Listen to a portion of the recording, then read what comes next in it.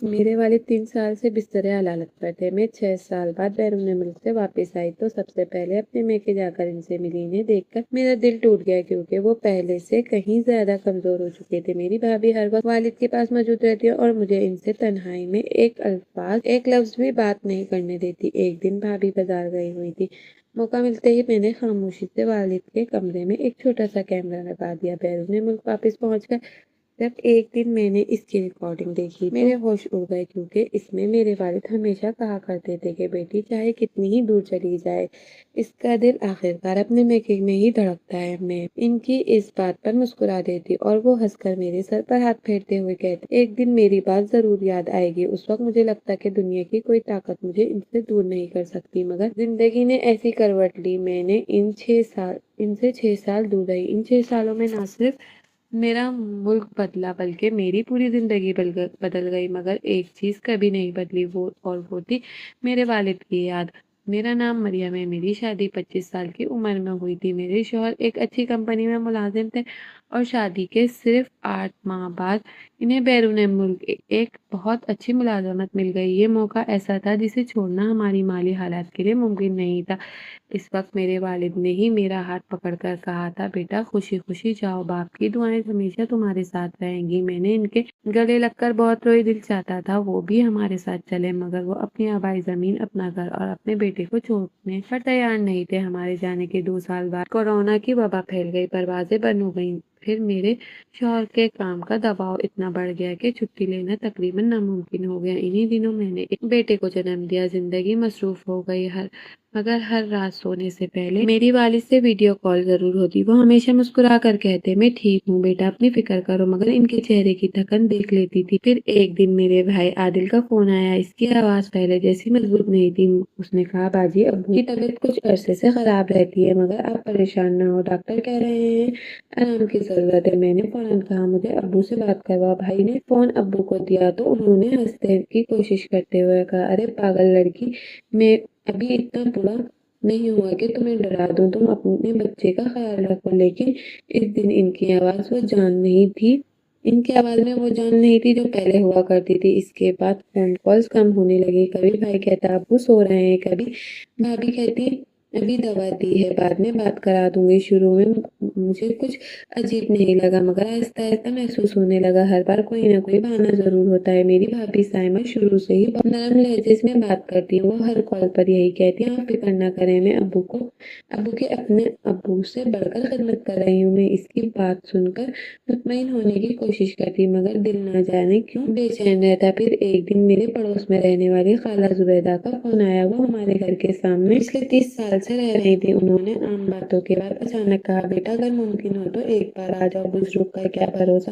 میں نے گھبرا کر پوچھا خالہ کیا ابو کی طبیعت زیادہ خراب ہے؟ وہ چند لمحے خاموش رہی، پھر بولی میں فون پر کچھ نہیں کہنا چاہتی، بس اگر آ سکتی ہو تو ضرور آ جاؤ۔ اس ایک جملے نے میری راتوں کی نیند چھین لی۔ میں نے اسی ہفتے شوہر سے بات کی۔ خوش قسمتی سے اس بار انہیں 1 ماہ کی چھٹی مل گئی۔ ہم نے فوراً پاکستان آنے کا فیصلہ کیا۔ 6 سال بعد جب جہاز کراچی کی سرزمین پر اترا تو میرا دل عجیب طرح سے دھڑک رہا تھا۔ ہر لمحہ یہی دعا تھی کہ میرے والد خیریت سے ہوں۔ گھر پہنچتے پہنچتے شام ہو چکی تھی۔ دروازہ میرے بھائی نے کھولا۔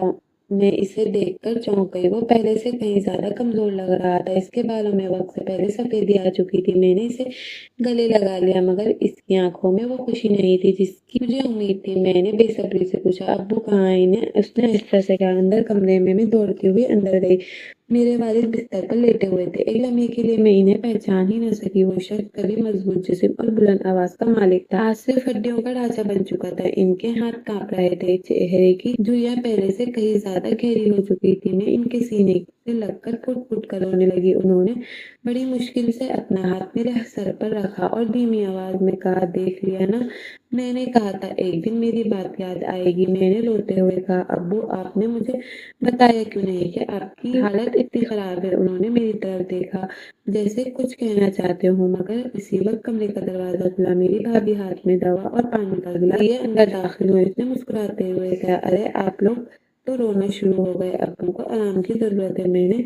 उसने फौरन अब्बू के मुंह में दवा अब्बू के मुंह में रखी और मेरी तरफ देखकर बोली, अब आप बाद में आराम से बात कर लीजिएगा। अभी डॉक्टर से ज्यादा गुफ्तगू से मना किया है। मैं खामोश हो गई। रात के खाने पर भी साइमा हर वक्त यही बता रही थी कि अब्बू की कितनी खिदमत करती है, कौन सी दवा कब देती है, कौन से डॉक्टर को दिखाया, कितने पैसे खर्च हुए। मैंने कई बार भाई की तरफ देखा मगर वो हर बार नजरें झुका रहे थे। अगले 2 दिन मैंने बहुत अजीब बात महसूस की। जब भी मैं अब्बू के कमरे में जाती, साइमा चंद लम्हों बाद वहां पहुंच जाती। अगर मैं कहती अब्बू से अकेले में बात करनी है तो वो फौरन कहती नहीं, आराम की जरूरत है। अगर इनका हाथ पकड़कर कुछ पूछती तो वो दरमियान में जवाब देने लगती। शुरू शुरू में मैंने सोचा शायद वाकई वो खिदमत के जज्बे से ऐसा करती होगी, लेकिन फिर एक दिन मैंने देखा कि अब्बू मेरी तरफ देखकर कुछ कहना चाहते थे। इनके होठ हिले मगर साइमा ने फौरन कहा, अब्बू दवा का वक्त हो गया है, और इनके मुंह में दवा डाल दी। मैं हैरान रह गई। इस रात मुझे नींद नहीं आई। अगली सुबह मैंने भाई को छत पर अकेला देखा। मैंने इससे पूछा, आदिल सच बताओ अब्बू को क्या हुआ है? वो कुछ लम्हे खामोश रहा और फिर बोला, डॉक्टर कह रहे हैं जिस्म जवाब दे रहा है। मैंने पूछा और कुछ? उसने नजरें चुरा ली। इसी लम्हे साइमा ऊपर आ गई और मुस्कुराकर बोली, आप दोनों यहाँ हैं और मैं नीचे ढूंढ रही हूँ। मुझे पहली बार महसूस हुआ जैसे वो हमें अकेले में बात ही नहीं करने देना चाहती। चंद दिन बाद मेरी वापसी का वक्त करीब आ गया। मैं हर लम्हे बेचैन रहती। दिल कहता कि इस घर में कुछ ना कुछ जरूर है जो मुझसे छुपाया जा रहा है। रवानगी से एक दिन पहले साइमा ने कहा, मुझे बाजार जाना है, कुछ सामान लेना है। वो घर से निकली और पहली बार पूरा घर गैर मामूली तौर पर खामोश था। मेरा दिल जोर जोर से धड़कने लगा। मैं आहिस्ता से वालिद के कमरे में दाखिल हुई। उन्होंने मुझे देखा तो इनकी आंखों में अजीब सी घबराहट भर आई। मैं इनके करीब बैठी, इनका हाथ पकड़ लिया। आपको आखिर बात क्या है? आप मुझे कुछ कहना चाहते हैं ना? उन्होंने बड़ी मुश्किल से अपने होठ खोले, सिर्फ एक अल्फाज अदा किया, अलमारी में। फौरन उठकर कमरे के पुरानी लकड़ी वाली अलमारी की तरफ बढ़ी। ठीक है, बाहर का गेट खुलने की आवाज आई। साइमा वापस आ गई थी। मैं फौरन रुक गई। चंद लम्हे में वो कमरे के दरवाजे पर खड़ी थी। इसने मुझे अलमारी के पास खड़ा देखा तो इसके चेहरे का रंग एक लम्हे के लिए बदल गया, मगर अगले ही लम्हे वो मसनूई मुस्कुराहट के साथ बोली, आप यहाँ आए, अब्बू को आराम करने दें।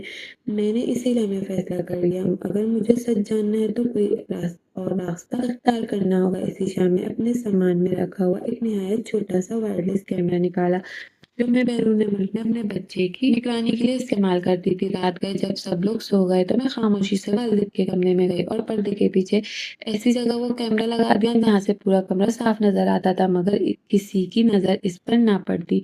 अगली सुबह मैंने किसी को कुछ नहीं बताया। चंद घंटे बाद मैं अपने शौहर और अपने बेटे के साथ बैरून मुल्क रवाना हो गई, मगर मेरा दिल वहीं अपने वालिद के कमरे में रह गया। बैरून मुल्क वापस आकर मेरी जिंदगी दोबारा अपनी पुरानी रफ्तार से चलने लगी, मगर मेरा दिल हर वक्त पाकिस्तान में अपने वालिद के कमरे में अटका रहता। दफ्तर में बैठी तो बेख्तियार मोबाइल उठा लेती, रात को सोने लगती तो ख्याल आता कि इस वक्त अब्बू शायद जाग रहे हो। मेरा बेटा खेलने के लिए बुलाता, मगर मेरी नजरें बार बार ऐप पर चली जाती जिसके जरिए वो छोटा सा कैमरा मेरे मोबाइल से जुड़ा हुआ था। मैंने खुद से वादा किया था कि हर वक्त रिकॉर्डिंग नहीं देखूंगी, क्योंकि इससे शक पैदा हो सकता है, लेकिन बेचैनी इतनी थी कि तीसरे ही दिन मैंने पहली रिकॉर्डिंग खोल ली। शुरू के कई घंटे की वीडियो बिल्कुल आम थी। अब्बू ज्यादातर खामोश लेटे रहते, कभी नर्स आती और ब्लड प्रेशर चेक करके चली जाती, कभी मेरा भाई आदिल इनके पास बैठकर इनके पांव दबाता रहता। साइमा हर वक्त कमरे में आती जाती रहती। पहली नजर में वो वाकई एक खिदमतगुजार बहू दिखाई देती थी। मैंने खुद को समझाया कि शायद मैं ही इस पर बिलावजह शक कर रही हूँ। फिर एक रात की रिकॉर्डिंग मेरे सामने आई। रात के तकरीबन 1:30 बज रहे थे। पूरा घर अंधेरे में डूबा होता। अचानक कमरे का दरवाजा आहिस्ता से खुला। साइमन अंदर दाखिल हुई। इसके हाथ में दवाइयां थी। इसने पहले कमरे के दरवाजे को अंदर से बंद किया, फिर आहिस्ता आहिस्ता अब्बू के बिस्तर के करीब आई। मैंने आवाज बढ़ा दी और धीमी आवाज में बोल रही थी, अब्बू अगर सुकून से रहना है तो खामोश रहा करें। मैं मेरी तरफ तवज्जो से स्क्रीन देखने लगी। साइमा ने एक गोली निकाली और जबरदस्ती अब्बू के मुंह में डाली। मेरे अब्बू ने सर हिलाया जैसे वो दवा नहीं खाना चाहते, मगर इनमें इतनी ताकत ही नहीं थी कि वो मज़ामत कर सके। चंद ही मिनट बाद इनकी आंखें बोझल होने लगी और वो गहरी नींद में चले गए। मैं हैरान रह गई। डॉक्टर ने तो कहा था ये सिर्फ कमजोरी है, लेकिन ये दवा कौन सी थी जिससे वो चंद लम्हों में बेहोश जैसे हो जाते हैं? میں نے اگلے کئی دن کی ریکارڈنگ دیکھی، ہر رات تقریباً ایک ہی وقت پر یہ ہوتا۔ سائمہ سب کے سونے کے بعد آتی، ایک مخصوص دوا دیتی، ابو چند منٹ بعد بے ہوش ہو جاتے۔ میرے دل میں شک پڑتا جا رہا تھا، مگر ابھی تک میرے پاس کوئی ثبوت نہیں تھا کہ وہ غلط کر رہی ہے۔ پھر ایک شام ایسا ہوا جس نے میرے ہوش اڑا دیے۔ بھائی عادل دفتر گیا ہوا تھا، گھر میں صرف ابو اور سائمہ تھے۔ فون بجا، سائمہ نے فون اٹھایا، اس نے کہا، ہاں وکیل صاحب سب تیار ہے، بس ان کے انگوٹھے لگوانے ہیں۔ میں نے حیرت سے اسکرین کی طرف دیکھا۔ چند منٹ بعد ایک اجنبی شخص کمرے میں داخل ہوا، اس کے ہاتھ میں کچھ کاغذات تھے اور ابو کے بستر کے پاس بیٹھ گیا۔ اس نے کہا، چاچا جی یہاں انگوٹھا لگا دیں۔ میرے والد نے کمزور آواز میں پوچھا، یہ کس چیز کے کاغذ ہیں؟ سائمہ فوراً بولی، بینک کی کارروائی ہے، پینشن کے لیے ضروری ہے۔ ابو نے انکار میں سر ہلایا۔ میں نے واضح دیکھا کہ وہ کچھ سمجھانا چاہتے تھے، مگر سائمہ نے ان کا ہاتھ مضبوطی سے پکڑا اور سیاہی لگا کر انگوٹھا کاغذ پر رکھ دیا۔ میری سانس رک گئی، یہ سب میرے سامنے ہو رہا تھا، میں ہزاروں کلومیٹر دور بیٹھی تھی، کچھ نہیں کر سکتی تھی۔ میں نے فوراً اپنے بھائی کو فون کیا، اس نے فون نہیں اٹھایا۔ دوبارہ کیا، پھر بھی نہیں۔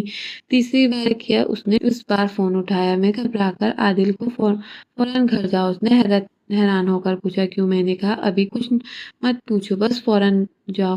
وہ تقریباً 20 منٹ بعد گھر پہنچا۔ میں نے موبائل پر لائیو ویڈیو دیکھ رہی تھی۔ جیسے ہی عادل کمرے میں داخل ہوا، وہ اجنبی شخص گھبرا گیا، اس نے جلدی سے کاغذات سمیٹے۔ سائمہ نے فوراً کہا، یہ بینک والے تھے، لیکن اس بار میرے بھائی نے پہلی بار سخت لہجے میں پوچھا، کون سے بینک والے؟ وہ آدمی کچھ جواب نہ دے سکا۔ چند لمحوں بعد وہ جلدی سے گھر سے نکل گیا۔ مجھے لگا اب سچ سامنے آ جائے گا، مگر میری حیرت کی انتہا رہی جب سائمہ رونے لگی۔ اس نے اتنا شور مچایا کہ پورا محلہ جمع ہو گیا، وہ سب کے سامنے رونے لگی۔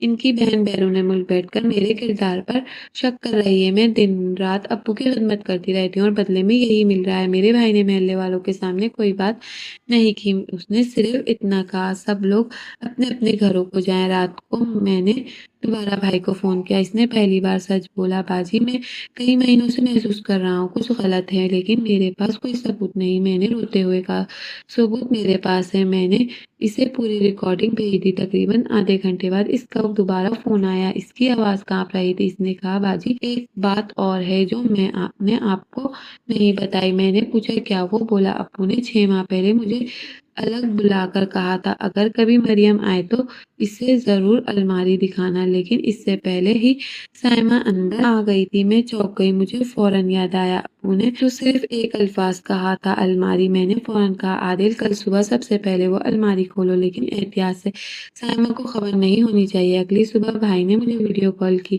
اور آہستہ آہستہ والد کے کمرے میں داخل ہوا۔ سائمہ ناشتے کے لیے کچن میں تھی۔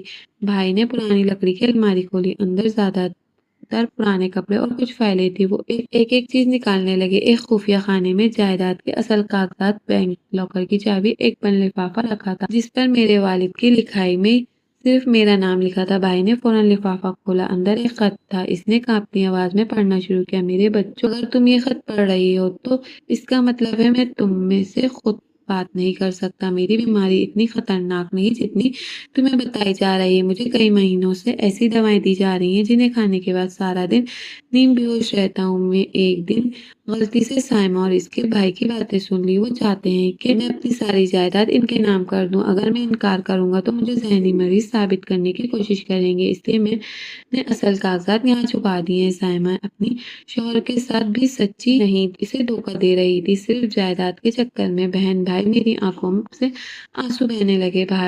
بھائی بھی خاموش کھڑا تھا۔ اتنے میں باہر سے قدموں کی آواز سنائی، سائمہ واپس کمرے کی طرف آ رہی تھی۔ عادل غصے سے پاگل ہو گیا۔ اسی وقت سائمہ بھابھی بھی خاموش کھڑی۔ اتنے میں باہر قدموں کی آواز سنائی دی، سائمہ واپس کمرے کی طرف آ رہی تھی۔ عادل غصے سے پاگل ہو گیا۔ اسی وقت سائمہ کو طلاق دے دی اور پولیس کو بلا کر بہن بھائی کو دھوکہ دہی اور نشہ آور دوائیاں باپ کو کھلانے کے جرم میں گرفتار کروا دیا۔ اب میں نے پردیس میں بیٹھ کر ایک سکھ کا سانس لیا۔ عادل ابو کا بہت خیال رکھتے ہیں۔ ہولے ہولے ابو کی صحت اچھی ہو گئی۔ اب بھی سوچتی ہوں کیسے فتنے ہمارے اپنے گھر میں پل رہے ہوتے ہیں اور ہمیں پتہ بھی نہیں ہوتا۔